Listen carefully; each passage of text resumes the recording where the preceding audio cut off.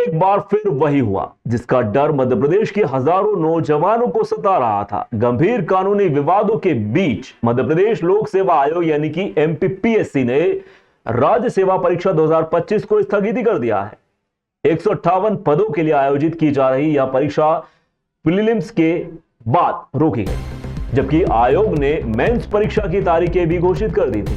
लेकिन यह कोई नई बात नहीं है। पिछले 25 वर्षों में 2 दर्जन से ज्यादा सरकारी भर्तियों पर ऐसे ही ग्रहण लगते आए हैं। यह स्थिति महज लापरवाही नहीं बल्कि राज्य की प्रशासनिक एवं राजनीतिक मशीनरी की विफलता को भी उजागर करती है।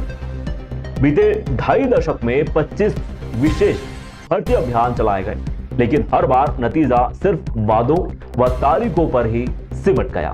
सबसे चौंकाने वाली बात तो यह है कि प्रदेश में 60% से ज्यादा आरक्षित पद अब तक खाली हैं। सरकारी सिस्टम की यह नाकामी अब युवा बेरोजगारों के भविष्य पर सीधा असर डाल रही है। मुख्यमंत्री डॉक्टर मोहन यादव ने 18 मई को राजधानी भोपाल में आयोजित एक कार्यक्रम में दावा किया कि सरकार सभी विभागों में नियमित रूप से भर्तियां निकालेगी। अगले 5 वर्षों में 2.5 लाख सरकारी पद भरने का वादा भी किया गया, लेकिन अब तक की हकीकत देखें तो ये वादे ज्यादातर घोषणाओं तक ही सीमित रह गए। वित्त वर्ष 2025 में ही 1.25 लाख से अधिक अधिकारी व कर्मचारी रिटायर्ड होने वाले हैं, जबकि राज्य सरकार ने विधानसभा सत्र में स्वीकार किया है कि 22,000 से ज्यादा पद अब तक नहीं भरे गए। खास बात यह है कि दिव्यांग वर्ग के लिए आरक्षित 21,936 पद भी खाली हैं, जबकि स्पर्श पोर्टल पर 9 लाख से ज्यादा दिव्यांग रजिस्टर्ड हैं, फिर भी भर्ती नहीं हो पा रहे। रोजगार पोर्टल पर 27,06,000 से अधिक पंजीकृत बेरोजगार हैं, जिन्हें सरकार आकांक्षी युवा कहती है, लेकिन ये आकांक्षाएं भर्ती प्रक्रिया की रफ्तार से टूटती हुई नजर आ रही हैं।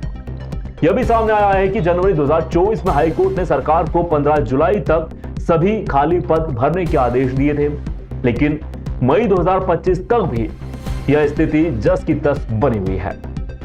इतिहास पर नजर डालें तो विशेष भर्ती अभियान की शुरुआत 10 सितंबर 2002 को हुई थी। इसके बाद 20 से अधिक बार तारीखें बदली गई, लेकिन भर्ती प्रक्रिया पूरी नहीं हो पाई। अब यह सिलसिला नौजवानों के साथ में मजाक बनता जा रहा है। हर चुनाव से पहले बड़े बड़े वादे किए जाते हैं, जिससे 2023 के विधानसभा चुनाव से पहले तत्कालीन मुख्यमंत्री ने 1 लाख पदों पर भर्ती का ऐलान किया था, जो अब तक फाइलों में ही बंद है। सरकारें निवेश सम्मेलनों के जरिए लाखों करोड़ों के निवेश व लाखों रोजगारों की बात जरूर करती है, लेकिन आंकड़े बताते हैं कि बीते 18 वर्षों से 22 लाख करोड़ के निवेश दावे के बदले सिर्फ 91,833 रोजगारी कागजों पर दिखे। इनमें से भी ज्यादातर की जमीनी हकीकत संदिग्ध है। सरकारी विभागों में अभी करीब 4.25 लाख कर्मचारी कार्यरत हैं, लेकिन जरूरत इससे कई ज्यादा है। 2025 में हर महीने औसत 2100 कर्मचारी रिटायर्ड, खासकर शिक्षा, स्वास्थ्य, लोक निर्माण एवं राजस्व जैसे विभाग में।